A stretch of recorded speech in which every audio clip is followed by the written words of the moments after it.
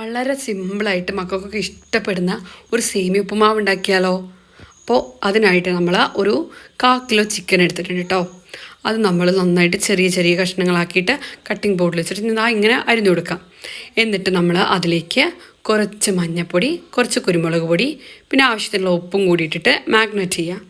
എന്നിട്ട് ഒരു പാൻ എടുക്കുക, അതിലേക്ക് കുറച്ച് ഓയിൽ ഒഴിച്ചിട്ടുണ്ട്. എന്നിട്ട് നമ്മൾ ആ ചിക്കൻ ഒന്ന് ഫ്രൈ ചെയ്തെടുക്കുകയാണ് കേട്ടോ.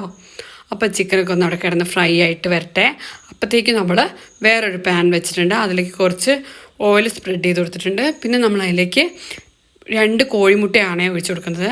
2 കോഴിമുട്ട അതിലേക്ക് ഒഴിച്ചു കൊടുക്കുകയാണ്. ഉപ്പും കുരുമുളക് പൊടിയാണ് ഇട്ടിരിക്കുന്നത് കേട്ടോ.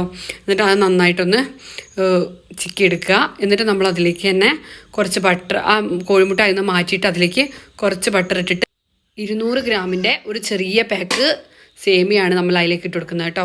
അത് അതിലേക്ക് ഇട്ട് കൊടുക്കുക. എന്നിട്ട് ആവശ്യത്തിന് കുറച്ച് വെള്ളം ഒഴിച്ച് കൊടുക്കുക. എന്നിട്ട് ആ വെള്ളം വറ്റി വന്നാൽ അത് വെന്ത് വരും കേട്ടോ. വറുത്ത റവയാണ് നമ്മൾ ഉപയോഗിച്ചിട്ടുള്ളത്. എന്നിട്ട് അത് വെന്ത് വന്നതിന് ശേഷം നമ്മൾ ആക്കി വെച്ചിട്ടുള്ള മുട്ട അതിലേക്ക് ഇട്ട് കൊടുത്തു. പിന്നെ ഫ്രൈ ചെയ്ത് വെച്ചിട്ടുള്ള ചിക്കനും കൂടി നമ്മൾ അതിലേക്ക് ആഡ് ചെയ്ത് കൊടുക്കുകയാണ്.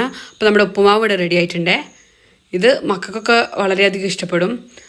നമ്മളിപ്പോൾ റവയും കൊണ്ട് ഉപ്പുമാവ് ഉണ്ടാക്കുന്നതിന് ഒരു വെറൈറ്റി ആയിട്ട് സേമിയയും കൊണ്ട് ഉപ്പുമാവ് ഉണ്ടാക്കുന്നു എന്നേ ഉള്ളൂ.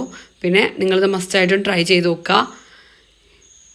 മക്കൾക്കൊക്കെ എന്തായാലും ഇഷ്ടപ്പെടും. സ്കൂളിലേക്ക് കൊണ്ടുപോകാനൊക്കെ ആണെങ്കിൽ നമുക്കിത് ഉണ്ടാക്കി കൊടുക്കാം കേട്ടോ.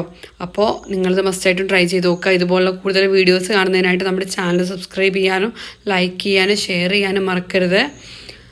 ബെല്ലൈക്കണും കൂടി പ്രസ് ചെയ്ത് കൊടുത്തിട്ടുണ്ടെങ്കിൽ നമ്മളിടുന്ന എല്ലാ വീഡിയോസിൻ്റെ നോട്ടിഫിക്കേഷൻ നിങ്ങൾക്ക് ലഭിക്കുന്നതാണ്.